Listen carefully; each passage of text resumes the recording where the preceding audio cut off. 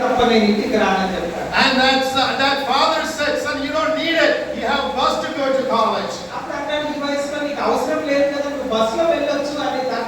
He said, no, Daddy, unless I have the latest motorcycle good to go to college, I am not coming home.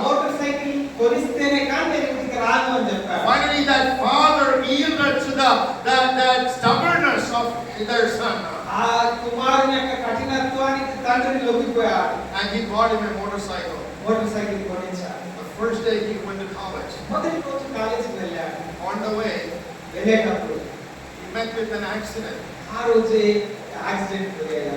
That father and mother heard the phone call from the police. The son was taken to the hospital. And 2 days later, I had the opportunity to go to their home. See the body. That little boy. And about 2-3 months later, that father also passed away. Pride came into his life.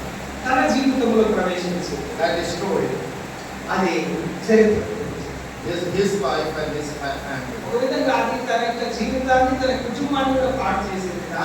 I just want to say this. You know, a lot of times the